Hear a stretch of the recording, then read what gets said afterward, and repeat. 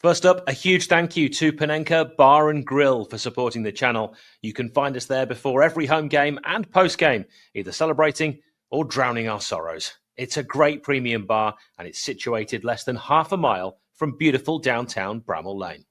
Also, a huge thank you to 𝗵𝗿𝗴𝗹. They are a virtual band who create innovative musical experiences just for you. But you already knew that, didn't you? We've been talking about them for long enough, but please do go to 𝗵𝗿𝗴𝗹.com and check them out because they are awesome. Ale, ale, ale. Ale, ale, ale.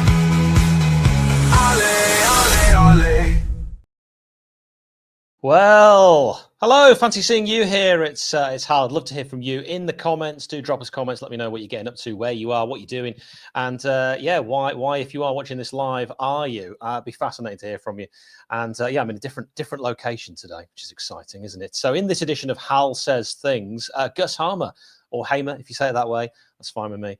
Player of the season, according to the EFL. Does Bramall Lane require a stadium expansion? And stay until the end for some juicy transfer gossip to the max. And it's not max low, so calm down. Congratulations then to Gustavo Hamer for being named the player of the season for the EFL Championship Player of the Season. What an incredible accolade. That was at the EFL Awards. The question is this the right choice? And is he even your Blades Player of the Season? I would be really interested to know. If he's not, who is? But Hamer opened up about his feelings about this, the togetherness of the Blades squad, which I loved hearing. I've got to say that perhaps wasn't as much togetherness as we'd have hoped for in the final throes of the season, which is why we find ourselves in the playoffs. But he talked about his togetherness, the Blades squad, and his connection with Harrison Burrows at the EFL Awards. Basically just saying how much it meant to him and how important it was. You learn from each other in the team. You learn how to work with each other. I've got a great connection with Harrison Burrows on the left-hand side when I play on the left. You learn how to work with each other, and that just grows into the team. And that's one of our strengths as a team, which is definitely the kind of thing you want to hear. Teamwork makes the dream work, as that really annoying saying goes. Now, when we talk about Gus and whether he should have actually got this award, the Gus stats. So he started 35 games. This is just a time of recording. There's still another game to go. Plus 5 that he was a sub. 3,078 minutes, 9 goals. Very, very good considering he's been playing largely out of position all season. 7 assists. Woof. 13 yellows, which is on the high side. Amazingly, hasn't seen a red all season. An XG of 5.1. That's a non-penalty XG of 5.1, largely because he doesn't take penalties, so that doesn't really come into it. What have you made of it? Is that right? Should he have won the Player of the Season award? I mean, compared with players in his position, he has excellent shot-creating actions, 4.43 per 90 minutes. Pass attempts, which puts him in the 79th percentile, really good numbers. And he's even, this really surprised me, in the 87th percentile, so that's good, like 100 is amazing, of interceptions. 87th percentile for interceptions. Other candidates for Player of the Season for the EFL, I guess Burnley's goalkeeper, the highly rated James Trafford. Can they keep hold of him? There'll be a lot of teams in the top end of the Premier League, mid part of the Premier League, maybe in the bottom part of the Premier League, looking at him. Every team needs a good goalkeeper. We know that only too well. In fact, is he better than Michael Cooper? Trafford, 44 matches played, 29 clean sheets, only 15 goals conceded, and he saved 2 penalties out of 2 as well, which is just phenomenal. He has had a truly outstanding defence in front of him, so that's definitely going to help. Cooper, 43 matches played, 21 clean sheets, 33 goals conceded, 1 penalty saved out of 5. Another candidate for EFL Player of the Season was 29-year-old Josh Brownhill, the right-footed midfielder, 16 goals from 38 championship games. Very impressive against United, as he always is, seemingly. He also registered 6 assists. Gus got 7. I'll just say that again. And Brownhill did not make the EFL Team of the Season. Bellingham and Tanaka did. They were in the middle. Hamer just in front of them. Dan James did, and he's another that some have said deserved to win Player of the Season, largely Leeds United fans. 12 goals in 36 league games. 22-year-old defender Max Esteves, the left-footed Burnley man, was excellent in our most recent encounter. I recommended the Frenchman on social media before he went to Burnley. I thought he'd be an ideal Jack O'Connell replacement. I've seen nothing to dissuade me of that opinion. I stand by that comment. And his impressive form has not gone unnoticed. Reading today that Palace and Everton are monitoring 𝗍𝗍𝗍 situation ahead of the summer transfer window. And of course, he did make the Championship team of the season. Who was the left back in that team of the season? Any Leeds fans want to tell me? I've temporarily forgotten. And Carlos Sainz, if it was a half-season award, but it's not, so we move, as the young people say. Our resident statsman, Adam, has shared his player rankings for within the club. So asking the question, is Gus actually Sheffield United's player of the season? And if not, who is? He's given each player a rating out of 10, 10 being the highest, 1 being the lowest. Makes sense. So the question is, Michael Cooper, what rating do you give him out of 10? Well, Adam's gone with 9.5. He says, solid, great signing, Mr. Reliable, key saves at times. Adam Davis, 6, part role, Costas versus QPR early doors. 𝗣𝗍𝗲𝗍, a 7, shone in some games, but overrun in others. Quite a bit to learn still, missed through injury and not got back. Others ahead of him now. Sam McCallum, a 7. I'm quite surprised at that score. Seems a little high. Reliable when called upon. Unlucky with Burrows ahead. Could benefit from longer running the team. 2 goals in limited game time. I suppose that's true. Holding a 7. Also surprised because we've not seen enough of him. But Adam says, used sparingly when started, adding a secure and steady head. Try to sign him if we can. Do you think we've got any chance of signing Holding? Might be a pretty penny required there. But when started, did look very good. And I want to see more of him as we head into the playoffs. Harrison Burrows, an 8, started strong. Later in the season, tailed off with tiredness. Not a midfielder, but a good attacking threat. Scored some crucial goals. Harrison Burrows, actually, I was speaking to a few posh fans who said he was a midfielder. He was a midfielder. And, you know, I think he could still be a left midfielder regularly. It maybe in his career, maybe elsewhere, maybe if formation changes, who knows. I actually do think Sheffield United's formation will change if we get promoted to the Premier League, and probably not if we don't. Anel, 7.5, an up and down season. His games of brilliance, yes, they were there, but too hot-headed and makes too many errors for my liking. But a good season. Jamie Shackleton, a 4, not done much. Harry Clark, 6, not really got going. There is some talent there, needs a bigger run. I don't think we're ever going to see Clark in a Blade shirt again. I'd be very surprised if we signed him. Jack Robinson, club captain, 7.5. Scapegoat for many, but bar Sunderland, Clanger has been quite solid, led well, long throws not fruitful, but after Harry Souttar left, a strong season, needs to calm himself. We've not bothered with a rating, Adam says, for Jamal Baptiste. Reece Norrington Davis also, 2 injury prone, not got a rating. Time to end his time at beautiful downtown Bramall Lane. 𝗍𝗲𝗍 𝗍, a 7, burst on well, but naive in situations. And if calmed down and took a minute at times, would be great. Continuing to progress and an exciting future ahead. I tend to agree with that. Now, Adam's given Ollie Arblaster a 9 here. Now, Arblaster isn't going to win Player of the Season because his season was cut short.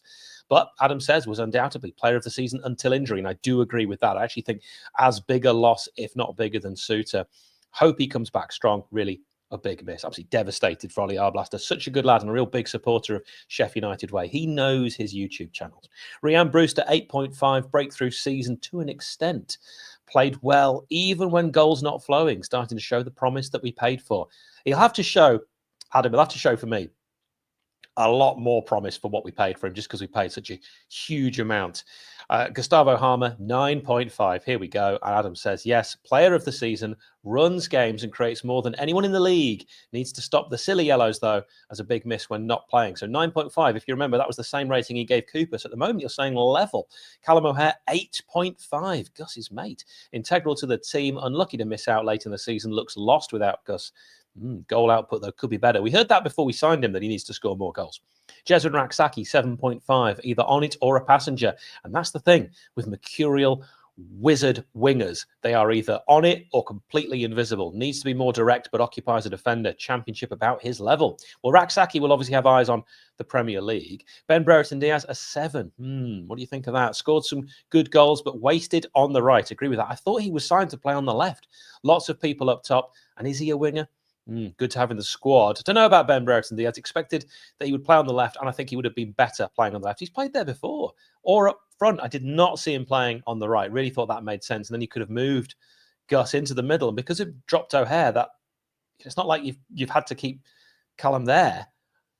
Really surprised me from Wilder, that. 𝗣𝗍𝗲 8.5, redemption arc. I said it, didn't I, beginning of the season? This would be his Paul Coots story, and it's happened. Just needs to boost goal output. I'm not sure Vinny does, actually. I'm not sure that's his game. Tom Davies, a 7. Oh, if not for injuries. When played, was superb. Agreed with that. Hamza Chowdhury, 7.5. Versatile, gives it his all. Plays by reading the game and getting in early. Needs to hold a position, though.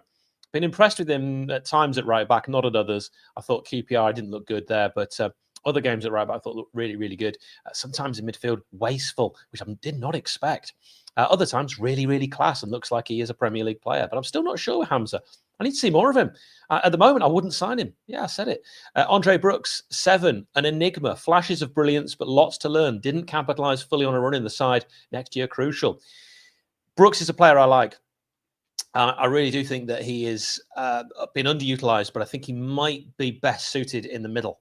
And we saw a lot of him there We saw him there in the top flight, and he held his own. And I think he can play. If we ever go back to 3 in the middle, I think the left side of the 3 in the middle, I think that could be his best position. Anyway, good player. Adam gives him a 7. Peck, 8.5. Thrust in after the 𝗤𝗿𝗏𝗏 injury. Great engine, great commitment shown. Needs to be clinical in front of goal, but what a season. 6.5 for 𝗣𝗍𝗲. Is that generous? Been very hit and miss. Expected better. Scored a few. More needed. 𝗬𝗏𝗏 Campbell, 8.5. I mean, a superb free signing. You've got to agree with that. Knows how to finish. Does go missing in some games, but definitely a starter.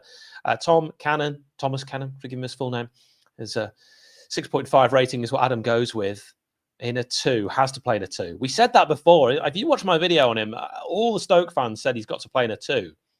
Talented. He will definitely come good. Ryan One, 6.5, showed promise. Needs more minutes to see if he's up to the hype. I watched him in the most recent youth game, and he wasn't strong at all in that one in any aspect of his game. But there was definitely a player there. I think a loan. He needed a loan this season, probably just because the lack of strikers we've had.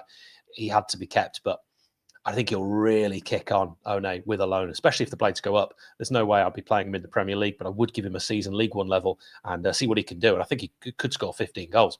Harry Souttar, 9.5, absolute class. So he's joint. Again, we've got 3 players, Adam, that you've given the same score to. Who's your player of the season? You got splinters from that fence. The reason we're in the playoffs and not in the autos, is because he was sorely missed. But let's move our attention from this fun, and we have had fun. And thank you, Adam, for all those ratings. A little bit unclear.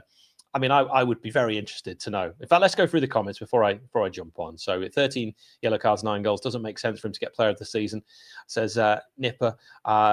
Thomas Leaks, difficult to see anyone better than Gus. Peck, young player of the season without a doubt. 100% agree with that. The trouble is, with this award is we'll struggle to keep him even more now, says John Richardson. I don't know about that. The scouts these days, they know everything. Inside leg measurement, the works.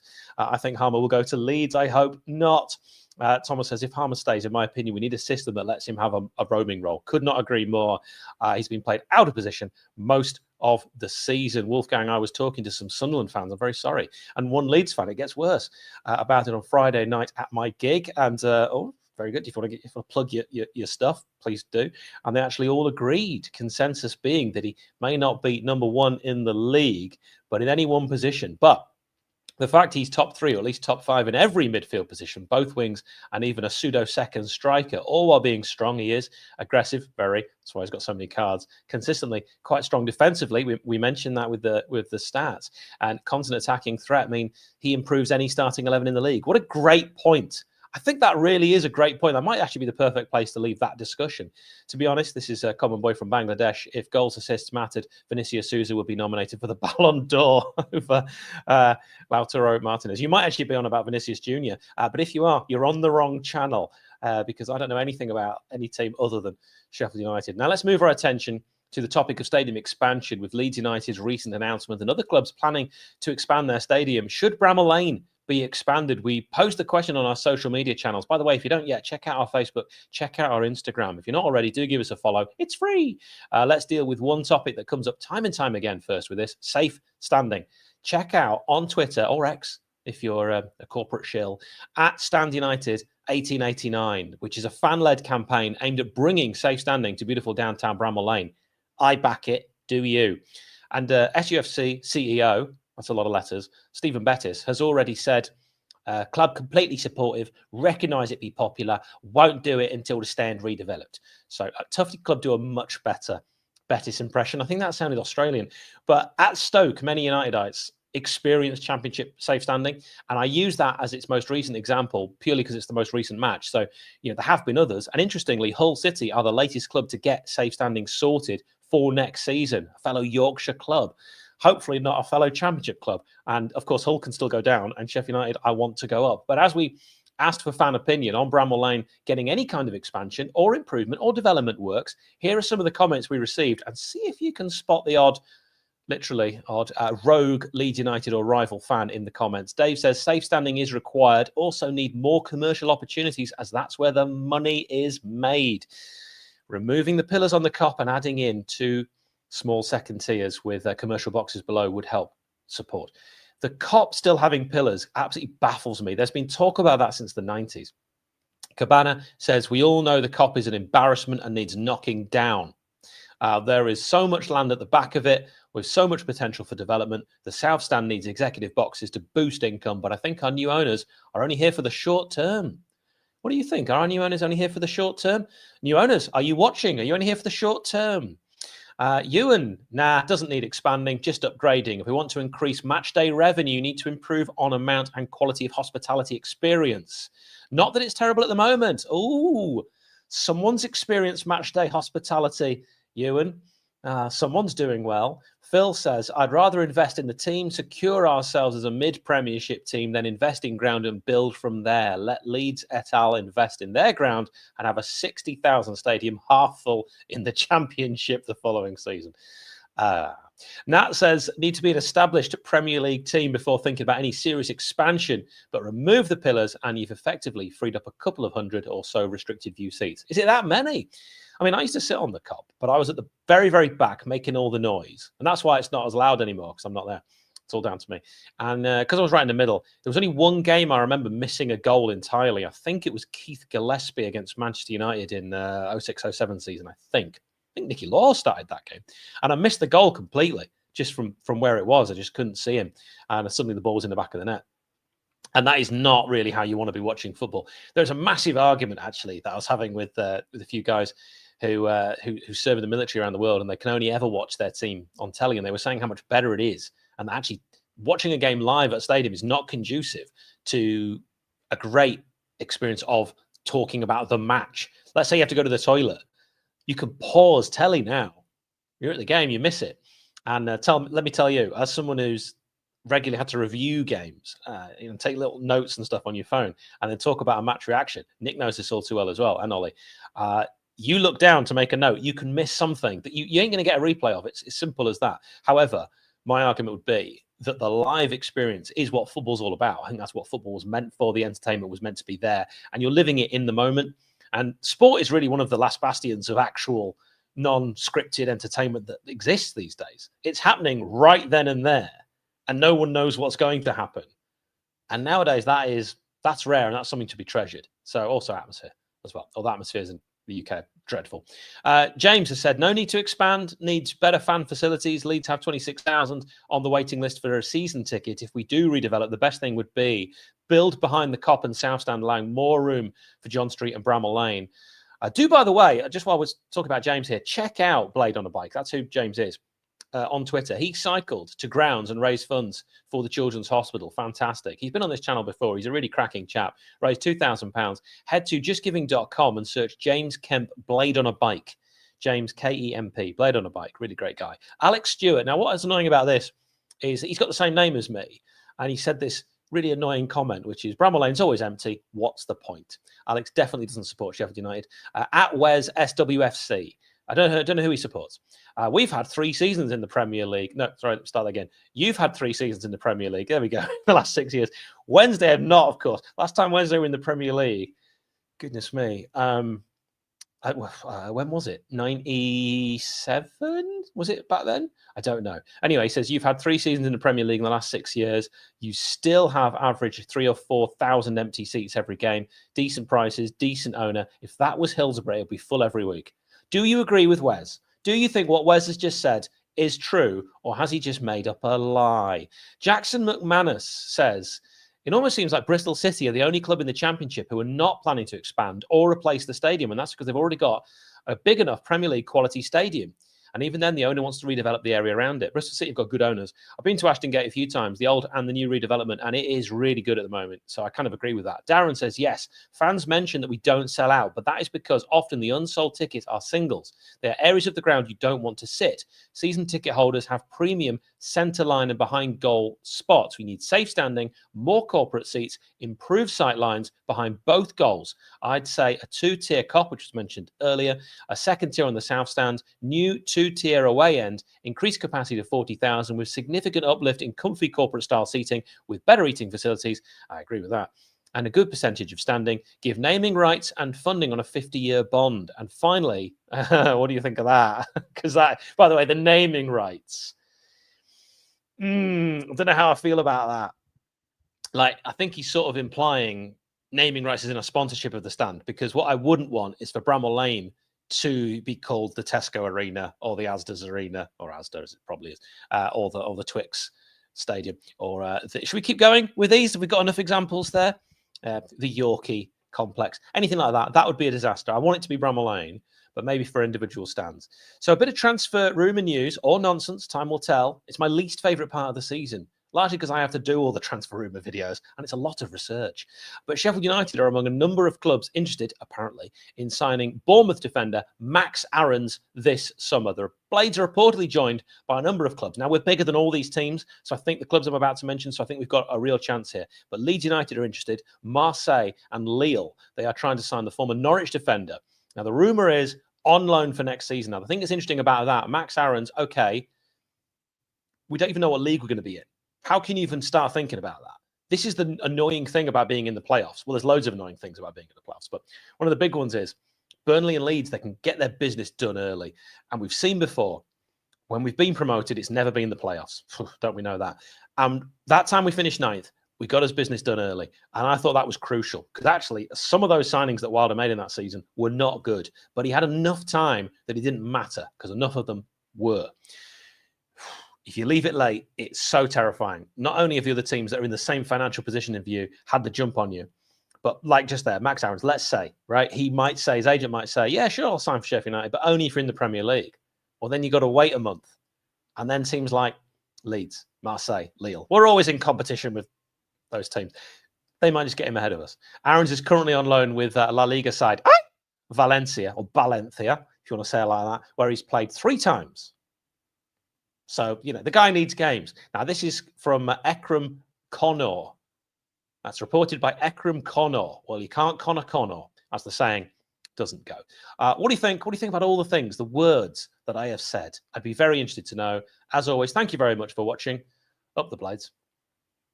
Ale, ale, ale. Ale, ale, ale.